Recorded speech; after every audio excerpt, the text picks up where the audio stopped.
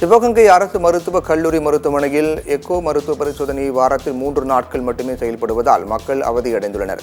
சிவகங்கை அரசு மருத்துவக் கல்லூரி மருத்துவமனையில் மருத்துவர்கள் மற்றும் உபகரணங்களுக்கு பற்றாக்குறை நிலவுவதாக தெரிகிறது. இதனால் பல நோயாளிகள் மேல் சிகிச்சைக்காக மதுரை அரசு மருத்துவமனைக்கு செல்லும் நிலை தொடர்கதையாக உள்ளது. இந்நிலையில் சிவகங்கை அரசு மருத்துவக் கல்லூரி மருத்துவமனையில் எக்கோ மருத்துவ பரிசோதனை வாரத்தில் 3 நாட்கள் மட்டுமே செயல்படுவதால் மக்கள் அவதியடைந்துள்ளனர்.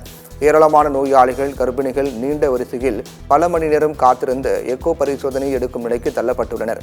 ஒரு மருத்துவர் நாள் ஒன்றுக்கு 120க்கும் மேற்பட்டோருக்கு எக்கோ எடுப்பதால் பரிசோதனை முடிவுகள் துல்லியமாக இருப்பதில்லை எனவும் குற்றச்சாட்டு எழுந்துள்ளது.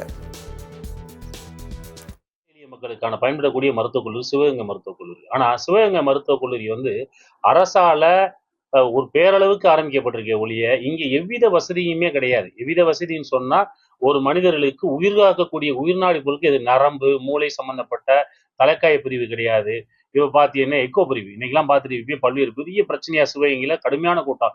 வாரத்தின் ஒரு நாள் மட்டுமே எக்கோ சம்பந்தப்பட்ட டாக்டர் மதுரையிலிருந்து வர்றாரு. ஒரு வருவாருல வரமாட்டார். ஆகவே இந்த எக்கோ பிரச்சனையை மற்றும் நரம்பு சம்பந்தப்பட்ட, மூளை சம்பந்தப்பட்ட உரிய மருத்துவ மேலும் உரிய சிகிச்சைக்கான தனிப்பிரிவுகளை உடனே துவங்கணும். நாங்கள் இந்த சிவகங்கை மக்களும் பயங்க கேட்டுக்கிட்டு இருக்கோம்.